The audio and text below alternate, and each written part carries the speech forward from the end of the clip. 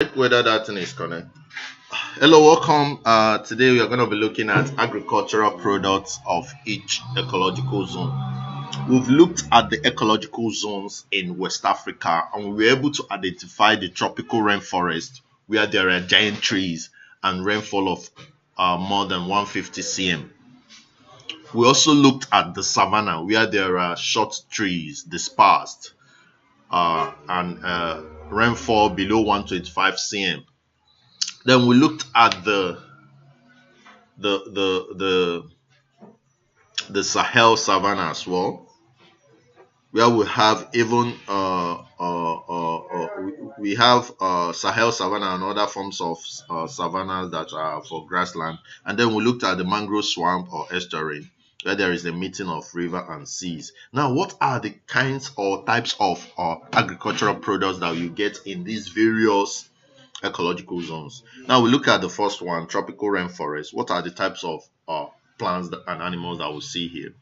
Number one, we see what we call iroko, the iroko tree. That's where we see them in tropical rainforest in places like Abia rivers. The mango, the oil palm tree, the mahogany, the snakes, the monkeys, the baboon, the gorilla, the tiger, respectively. Now, when we get to the mangrove swamp estuarine area, what are the kinds of plants and animals that we see there? We see plants like red mangrove or rhizophora, the Avicennia, white mangrove, the Suvium, salt-loving halophyte. These are known to survive there. Now, others are breeding trees with breeding roots. Animals like mollusks, crabs, tilapia, starfishes, oysters, birds, and mosquitoes are found in mangrove swamp.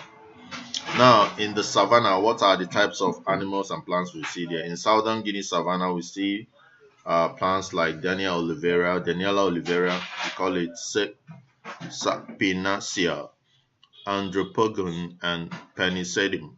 Examples of animals here are rats, guinea fowl, grass cutters, snakes, insects, termites, and deers. I also made mention of all these when I was explaining the various ecological reasons, but because of your course outline, your curriculum for JAMB and WAEC, that's why I'm picking it out one by one.